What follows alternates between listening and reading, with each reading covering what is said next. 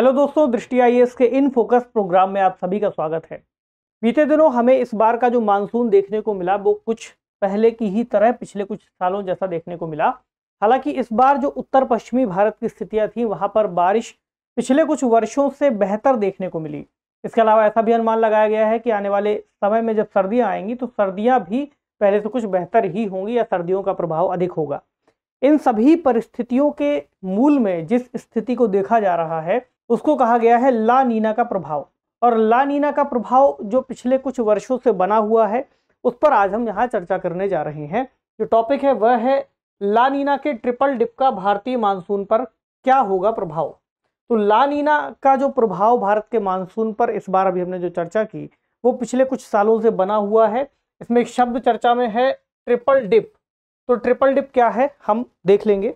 जो खबर आई है उससे शुरुआत करें। Triple dip La Nina and its impact on the India's monsoon. तो भारत के मॉनसून पर ट्रिपल डिप प्रभाव किस तरीके से काम करेगा, या फिर एक बड़ी बात तो पहले यही होगी कि ट्रिपल डिप प्रभाव है क्या। तो ट्रिपल डिप प्रभाव को समझ लेंगे आज के सेशन में और बात कर लेंगे इस हालिया रिपोर्ट पर जो इस ओर इशारा करती है। और इसमें एक जो शब्द आएगा एनसो सिस्टम, इसके पहले भी हमने कई बार अलग अलग प्रोग्राम्स में इसका जिक्र किया है, इस पर डिस्कशन किया है। तो एनसो सिस्टम को एक बार फिर से रिवीजन के तौर पर आप लोग समझ लेंगे। जिन लोगों ने अभी तक नहीं पढ़ा है तो वो भी इसको जान लेंगे। इसके बाद ला नीना जो शब्द है और चक्रवात निर्माण पर इसका प्रभाव देखेंगे। ला नीना के अलावा एल नीनो भी एक शब्द आता है, उसको भी जान लेंगे, परेशान नहीं होइए। भारत पर इसका क्या प्रभाव पड़ेगा समझना बहुत जरूरी है, क्योंकि भारत के पॉइंट ऑफ व्यू से हमें इसको जानना है, क्योंकि एग्जाम में भारत का जो कंटेक्स्ट है वो दे करके ही सवाल पूछे जाने की संभावना अधिक है। इसके अलावा इस घटना का क्या महत्व है, एक प्रश्न प्रीलिम्स और एक प्रश्न मेंस के स्तर पर लिखने का आप अभ्यास कर सकते हैं। जीएस पेपर 1 और जीएस पेपर 3 दोनों से ही जुड़ेगा। जीएस पेपर 1 में जो ज्योग्राफी वाला सेक्शन है उसमें क्लाइमेटोलॉजी एक जो आप अंदर पढ़ते हैं ज्योग्राफी वाले सेक्शन के अंतर्गत उसका सब सेक्शन उससे जुड़ेगा। दूसरा भारत में मानसून को प्रभावित करने वाले कारक और क्लाइमेट चेंज ग्लोबल वार्मिंग, इन सभी से मुद्दा जुड़ता है जीएस पेपर 1 और जीएस पेपर 3। अब बात करें हालिया रिपोर्ट पर कि रिपोर्ट क्या आई है। तो ऑस्ट्रेलियाई मौसम विज्ञान ब्यूरो ने एक जानकारी साझा की है। उन्होंने कहा है कि प्रशांत महासागर में लगातार तीसरे वर्ष ला नीना की घटना इस बार घटित होने वाली है या घटित हो रही है, उसकी उन्होंने पुष्टि कर दी है। तो ला नीना की घटना इसका मतलब तीसरे साल भी हो रही है, यानी पिछले 2 सालों में भी ये घटना का प्रभाव भारतीय मानसून पर पड़ रहा था। इसके बाद WMO यानी विश्व मौसम विज्ञान संगठन ने भी कहा, उन्होंने कहा कि समुद्री और वायुमंडलीय घटना कम से कम इस साल के अंत तक चलेगी। तो इस साल के लास्ट तक या फिर संभावना है कि अगले साल की शुरुआत तक भी इसका प्रभाव देखने को मिल सकता है। और इसी को कहा गया है इस सदी का पहला ट्रिपल डिप ला नीना। ठीक, क्या है ट्रिपल डिप ला नीना, इसको देखें। तो वर्तमान ला नीना का प्रभाव सितंबर 2020 के बाद से देखने को मिल रहा है, जो अभी तक चल रहा है। यानी सितंबर 2020, 21 और 22 के अंत से अगले साल तक भी जा सकता है। तो ऐसा इस सदी में पहली बार देखा गया है कि लगभग 3 सालों तक ला नीना का प्रभाव चला, जिसको कह रहे हैं ट्रिपल डिप ला नीना। तो इससे क्या होता है कि उत्तरी गोलार्ध की सर्दियों में वृद्धि हुई है, वृद्धि देखने को मिली है। वैसे भी अभी अल नीनो और ला नीना का स्पष्ट जब प्रभाव समझ लेंगे हमें और क्लियर हो जाएगा कि इसके ट्रिपल डिप प्रभाव से या ला नीना के प्रभाव से सर्दियों में वृद्धि क्यों हुई है। इसके अलावा अगले 6 महीने तक अभी ये जारी रह सकता है और सितंबर से नवंबर तक, चूंकि सितंबर का महीना चल रहा है तो नवंबर 2022 तक इसके चलने की एक संभावना जताई गई है जो लगभग 70% है। और दूसरी संभावना एक और जताई गई है दिसंबर से फरवरी तक चलने की, यानी दिसंबर 2022 से फरवरी 2023 तक। हालांकि इसकी संभावना कुछ कम है, यानी 55% संभावना इसकी है। ये कुछ आंकड़े हो गए। इसके अलावा भारत मौसम विज्ञान विभाग उन्होंने भी बताया है कि 1950 के बाद से 2 साल से अधिक समय तक चलने वाले ला नीना की जो घटनाएं थी उनको केवल 6 बार ही दर्ज किया गया था। तो आप समझ सकते हैं 2 बार तक जो चलने वाली घटनाएं हैं, 2 या 2 से कुछ अधिक समय तक, वो 1950 के बाद तक अब तक केवल 6 बार दर्ज की गई है। और इस बार जो घटना दर्ज की गई है वो 3 साल तक लगभग चलने वाली है, जिसको ट्रिपल डिप कह रहे हैं। तो इस घटना के पीछे क्या कारण जिम्मेदार माने गए हैं अभी हम उन पर भी बात कर लेंगे। अब एक शब्द आएगा इसमें एनसो सिस्टम का। एनसो सिस्टम का मतलब क्या हुआ, El Nino southern oscillation system, यानी कि अल नीनो दक्षिणी दोलन की एक अवस्था या फिर दक्षिणी दोलन की एक व्यवस्था क्या कहती है? इस El Nino southern oscillation system के अंतर्गत दो शब्द महत्वपूर्ण हैं। पहला है एल नीनो और दूसरा है ला नीना। ठीक, एल नीनो एंसो की यानी El Nino southern oscillation system की उष्ण अवस्था को कहते हैं और ला नीना इसी सिस्टम की शीत अवस्था को कहते हैं। अभी और क्लियर कर लेंगे। ठीक, दोनों ही घटनाएं उत्तरी गोलार्ध में सर्दियों के दौरान चरम पर होती हैं। एंसो सिस्टम का कोई नियमित चक्र नहीं होता कि ये हर साल होगा ही होगा, इसलिए इसका कोई पूर्वानुमान लगाना भी इतना आसान नहीं है कि अगर पूर्वानुमान लगा लिया गया तो जरूरी नहीं कि वह घटित हो ही। जैसा कि इस बार हम देख रहे हैं कि 3 वर्षों यानी तीसरा वर्ष इसका चल रहा है या 3 वर्षों की जो घटना घटित हुई है, ऐसा कोई पूर्वानुमान इसका नहीं लगाया गया था। अगर संभावना जताई भी जाती तो जरूरी नहीं था कि ऐसा होता। मान लीजिए आज के समय कोई प्रेडिक्शन हो गया, लगा दिया गया अनुमान, लेकिन जरूरी नहीं वो सही हो, क्योंकि ये अपने आप बहुत अनिश्चित घटना होती है जो जब देखने के बाद ही पता चलता है कि ऐसी घटना घटित हुई है। ठीक, अब आते हैं एल नीनो से शुरुआत करें कि एल नीनो की अवस्था क्या है। तो एल नीनो की अवस्था समझने के लिए हम पहले एक सामान्य सिचुएशन को देख लें कि सामान्य अवस्था कैसे रहती है। और एल नीनो की जो घटना है उसका प्रमुख रूप से संबंध पूर्वी प्रशांत महासागर और पश्चिमी प्रशांत महासागर के क्षेत्रों से है। हालांकि इसका प्रभाव वैश्विक रूप से देखने को मिलता है, लेकिन जो घटना की अवस्था है वो कहाँ घटित होती है इसको समझें। ये क्या है? यूएसए, ठीक, यहाँ मैक्सिको, यहाँ पर है पेरू, पेरू का तट। सामान्य परिस्थितियों में क्या होता है कि जो व्यापारिक पवनें हैं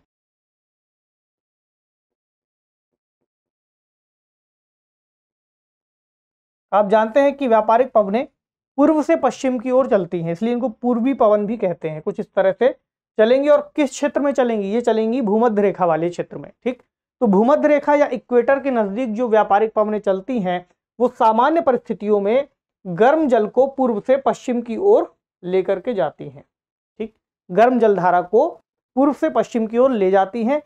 तो पूर्व से पश्चिम की ओर जाने पर जैसे ही गर्म जल सतह पर चलता है तो यहां जाकर के टकराता है और फिर नीचे की ओर जाने लगता है। इसी तरह जो पूरी प्रक्रिया है यहां से यहां की ओर एक चक्र चलेगा और यहाँ जो नीचे मौजूद ठंडा जल है वो अपवेलिंग प्रक्रिया के माध्यम से यहाँ ऊपर आ जाएगा।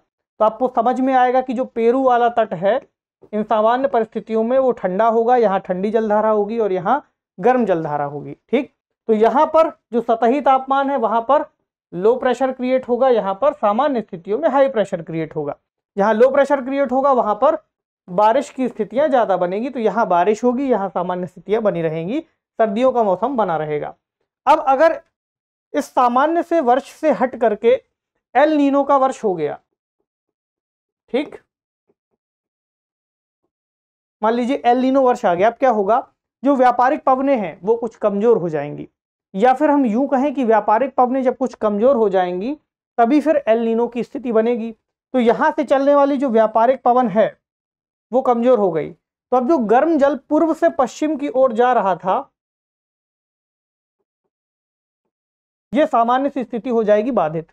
और क्या होगा कि इस दिशा से जो गर्म जल है या गर्म धाराएं हैं वो इस दिशा की ओर जाने लगेंगी और ये जो पूरा क्षेत्र है पेरू वाला, साउथ अमेरिका वाला क्षेत्र, इधर पूरा एरिया, फिर यहाँ पर आपको दिखेगी कि यहाँ पर गर्म जलधाराएं मौजूद होंगी सतही, और यहाँ पर नॉर्मल रूप से उसकी तुलनात्मक रूप से ठंडी जलधाराएं हो जाएंगी। ठीक, तो यहाँ पर कैसी स्थितियां बनेंगी? हाई प्रेशर की, प्लस यहाँ पर सूखे की स्थितियां आ जाएंगी और यहाँ पर भारी बारिश शुरू हो जाएगी। यहाँ पर जो तटीय क्षेत्र है इस क्षेत्रों में बहुत ज्यादा बारिश होगी, अपर्दन और कटाव शुरू हो जाएगा। ठीक, ये कौन सी घटना है? एल नीनो की। तो शुरुआत में जो पेरू के यहाँ पर व्यापारी थे, व्यापारियों ने इस स्थितियों को देखा और फिर इस स्थिति का पता लगाने के बाद इसको एक नाम दिया गया एल नीनो। हालांकि जो एल नीनो शब्द है वो स्पेनिश शब्द है जिसका मतलब होता है छोटा बच्चा या फिर हम कहें बॉय, छोटा लड़का।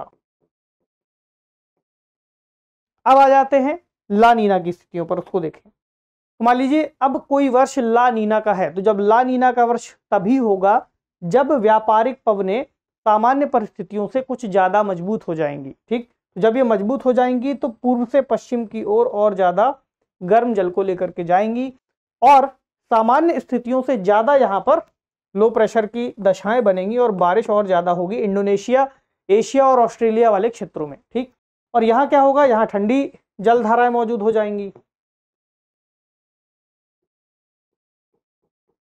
यानी कि पूर्वी प्रशांत क्षेत्र में। याद रखिएगा इन शब्दों का बहुत महत्व है, परीक्षा में कंफ्यूजन यहीं से हो जाएगी कि पूर्वी तट है या पश्चिमी तट है। ये कौन सा तट है, पूर्वी तट, इसलिए मैं बार बार इसको नोट भी कर रहा हूं। तो उत्तरी अमेरिका के क्षेत्रों में आप देखेंगे कि यहाँ पर सूखा मौसम बनता रहेगा, बारिश की दशाएं बहुत कम होंगी। ऑस्ट्रेलिया में कई बार बाढ़ जैसी स्थितियां भी बन सकती हैं। अभी कौन सी परिस्थिति चल रही है, ला नीना की। तो ला नीना का मतलब क्या होता है, लड़की, यानी कि एक छोटी लड़की भी कह सकते हैं। तो दोनों विपरीत स्थितियां हैं, इसीलिए इनका नाम इस तरीके से रखा गया है। अब जो बारिश की दशाएं हम बात कर रहे थे, कुछ इस वाले में मैप में भी आपको दिख जाएंगी। तो जो साइकिल है, सामान्य स्थितियों में बारिश ऑस्ट्रेलिया वाले क्षेत्र में हो जाती है, यहाँ पर ठंडा मौसम रहता है। ठीक, एल नीनो की जब वर्ष आ जाएगा तब इस पैटर्न में यहाँ पर बदलाव आएगा। तो आपको दिखेगा कि यहाँ का क्षेत्र ठंडा है, ठीक, और यहाँ का क्षेत्र गर्म है और बारिश इन स्थितियों में हो रही है। अब अगर ला नीना का वर्ष आ जाएगा तो ला नीना में तो ये वाला क्षेत्र ज्यादा गर्म हो जाएगा और यहाँ पर बारिश की स्थितियां बनने लगेंगी और यहाँ पर सूखा की स्थितियां बनेगी, हालांकि जो मौसम है वो ठंडा रहेगा। इसी का प्रभाव अगर हम जेट स्ट्रीम के लेवल पर देखें तो ये हम बात कर रहे थे लो प्रेशर की, और ये पूरा यूएस वाला क्षेत्र गर्म बना रहेगा और इधर दक्षिणी यूएस और मैक्सिको वाले क्षेत्र में बारिश होगी। चूंकि यूएस का क्षेत्र या फिर हम कहें उत्तरी और दक्षिणी अमेरिका क्षेत्र, खासकर दक्षिणी अमेरिका का पेरू वाला क्षेत्र बहुत महत्वपूर्ण है, इससे जुड़ा हुआ है। और जब ला नीना की स्थितियां आएंगी तो यही जेट स्ट्रीम का पैटर्न थोड़ा चेंज होगा। यहाँ पर पोलर जेट स्ट्रीम भी अपनी जगह से दक्षिण की ओर आती हुई जाएगी और फिर यहाँ जो हिस्सा है ये सूखा हो जाएगा, उसके उत्तरी क्षेत्र में कुछ बारिश होगी। ठीक, अब आगे बढ़ें तो इसका भारत पर क्या प्रभाव होगा। पहली बात तो यह है कि वैश्विक स्तर पर इसका प्रभाव देखने को मिल ही रहा है। वैश्विक स्तर पर तापमान, वर्षा, समुद्री दबाव सब में परिवर्तन आता है। भारत, चूंकि हमारे लिए पढ़ना महत्वपूर्ण है इसलिए भारत पर प्रभाव देखें तो जब एक सामान्य परिस्थितियों में अल नीनो का वर्ष हो तब मानसून के दौरान जो गर्मी है वो बढ़ जाती है। हमने देखा कि अल नीनो के वर्ष में ऑस्ट्रेलिया, इंडोनेशिया और जो पश्चिमी प्रशांत वाला तट है वहां पर बारिश की स्थितियां कम हो जाती है, वहां पर चूंकि ठंडी जलधाराएं मौजूद हो जाती हैं तो सामान्य वर्षा के स्तर में भी गिरावट आ जाती है, सूखे की स्थितियां बनने लगती हैं। और 2014 इसका अल नीनो वर्ष भारत के अंतर्गत देखा गया था और भारत में जून से सितंबर तक 12% कम वर्षा यहाँ पर दर्ज की गई थी, यानी वर्षा में गिरावट आई थी। हमारा जो मानसून सिस्टम है वो एक तरीके से इस पर नकारात्मक प्रभाव पड़ा था। अब ला नीना के वर्ष की अगर हम तुलना करें तो ला नीना का वर्ष भारतीय जो मानसून की स्थितियां हैं, ग्रीष्मकालीन मानसून, उस पर सकारात्मक प्रभाव देखने को मिलता है। इस साल का ही अगर आंकड़ा देखें तो भारत में 740.3 मिलीमीटर बारिश दर्ज की गई है और 30 अगस्त तक जो मौसमी औसत से 7% अधिक बारिश हुई है। इसके अलावा 30 राज्यों और केंद्र शासित प्रदेशों में सामान्य या अधिक बारिश ही दर्ज की गई है। हालांकि कुछ राज्य ऐसे भी थे जहां पर गिरावट भी आई है, उसमें उत्तर प्रदेश, बिहार और मणिपुर शामिल हैं। उत्तर प्रदेश और मणिपुर में लगभग 44% बारिश में गिरावट देखी गई है और बिहार में लगभग 39% गिरावट आई है। चूंकि मौसम है, मौसम का ऐसा प्रभाव नहीं होगा ना कि हर जगह एकदम बराबर से ही हो, वो तो कुछ ना कुछ ऊपर नीचे होगा ही। हालांकि ओवरऑल देखा जाए तो इससे जो बारिश है, बारिश में बढ़ोतरी ही हुई है। अब ला नीना और चक्रवात के निर्माण की दशाओं की भी एक बार चर्चा कर ले कि ला नीना की स्थितियों में जो हमारा हिंद महासागर वाला क्षेत्र है या अटलांटिक महासागर वाला क्षेत्र है उसमें क्या स्थितियां बनती हैं। तो अटलांटिक महासागर और बंगाल की खाड़ी में अक्सर तीव्र तूफान और चक्रवात आते हैं जब ला नीना का वर्ष होता है और उत्तरी हिंद महासागर में चक्रवातों की संख्या में वृद्धि होती है। खासकर किस महीने में होती है, अक्टूबर से दिसंबर के बीच में। तो उत्तरी हिंद महासागर के ऊपर चक्रवातीय विकास के लिए सबसे सक्रिय महीनों के रूप में अक्टूबर से दिसंबर के महीने देखे जाते हैं। इसमें भी जो नवंबर महीना होता है वो चक्रवाती परिस्थितियों की चरम दशा के रूप में दर्ज किया जाता है। तो इस क्षेत्र में सबसे ज्यादा जो चक्रवात की परिस्थितियां बन सकती हैं वो नवंबर के महीने में बन सकती हैं। बाकी अक्टूबर से दिसंबर तक चक्रवात का ये जो समय है वो रहता है। क्योंकि ये इवेंट इतना महत्वपूर्ण है हमारे लिए, खासकर बदलते जलवायु परिस्थितियों के दौरान, ऐसे में इसका महत्व भी समझना जरूरी है। वो सकारात्मक भी होगा और नकारात्मक भी होगा। पहला यह है कि लगातार 3 साल तक ला नीना का इवेंट होना अपने आप में अभूतपूर्व स्थिति है और असाधारण है। तो हमारे लिए इसको समझना और भी ज़्यादा महत्वपूर्ण है कि आखिर ऐसी स्थिति इतने लंबे सालों के बाद, एक सदी की बात की जा रही है, तो ऐसी स्थिति क्यों बन रही है। तो इसके पीछे एक बड़ा कारण जो देखा जा रहा है वो जलवायु परिवर्तन हो सकता है। और खासकर जलवायु परिवर्तन, चूंकि वैज्ञानिकों ने पहले भी ऐसे अनुमान लगाए हैं कि इससे वैश्विक स्तर पर जो जलवायु से संबंधित घटनाएं हैं, बारिश है, सूखा, बाढ़, चक्रवात, इनकी स्थितियों में बदलाव जरूर आएगा और वही बदलाव फिर हमें देखने को मिल रहा है। इसके अलावा इसका शीतलन प्रभाव अस्थायी रूप से वैश्विक तापमान में वृद्धि को धीमा कर रहा है। क्योंकि ला नीना वाली स्थितियों में आप जानते हैं कि जो शीतलन प्रभाव है उसकी वृद्धि के रूप में उसको जाना जाता है। तो शीतलन प्रभाव बढ़ तो रहा है, ऐसे में ग्लोबल वार्मिंग वाली जो स्थितियां हैं वो धीमी हो रही हैं, लेकिन ये परमानेंट नहीं है, ये स्थायी नहीं है, यह अस्थायी है। क्योंकि आने वाले समय में ला नीना की स्थितियां खत्म हो जाएंगी, तब ऐसा हो सकता है कि अल नीनो की स्थितियां बढ़ जाएं। क्योंकि अल नीनो की जो घटनाएं हैं वो ला नीना से ज्यादा बार घटित होती हैं सामान्य रूप से, और जो ला नीना की घटनाएं हैं वो तुलनात्मक रूप से कम होती हैं।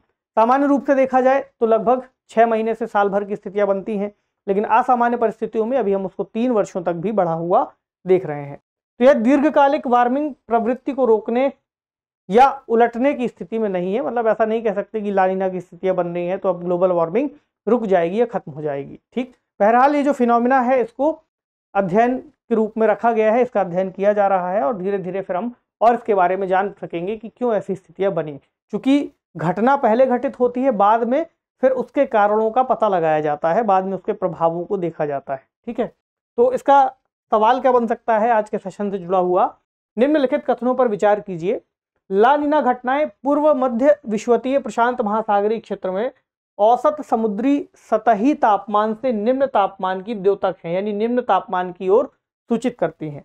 दूसरा, अल नीनो एक जलवायु पैटर्न है। जो अल नीनो दक्षिणी दोलन यानी कि एंसो घटना की उष्ण अवस्था है। आपको बताना है उपरोक्त में से कौन सा या कौन से कथन सही है, सही है केवल एक, केवल दो, दोनों ही कथन सही है या फिर दोनों ही कथन गलत हैं। तो कमेंट सेक्शन में इसका जवाब देना है आपको। अब प्रश्न देखें मेंस का, इसको भी लिखने का अभ्यास जरूर कीजिएगा। अल नीनो दक्षिणी दोलन यानी कि ENSO की घटना क्या है? बताइए कि बीते कुछ वर्षों में देखी गई ला नीना की ट्रिपल डिप स्थिति का भारतीय मानसून पर क्या प्रभाव पड़ा है। तो जो हमने कुछ आंकड़ों की यहाँ पर चर्चा की, खासकर ये जरूर बता दिएगा कि ला नीना की स्थिति क्या है और इसकी ट्रिपल डिप स्थिति किसको कहा जा रहा है। तो 250 शब्दों में इसको भी फ्रेम करने का अभ्यास जरूर कीजिए और हमें बताइए कि आज का सेशन भी आपको कैसा लगा है। उम्मीद करते हैं आज के सेशन में आपने कुछ सीखा होगा। आपसे मिलेंगे अगले सेशन में कुछ अन्य महत्वपूर्ण इसी तरह की खबरों के साथ। तब तक पढ़ते रहिए, ख्याल रखिए, शुक्रिया।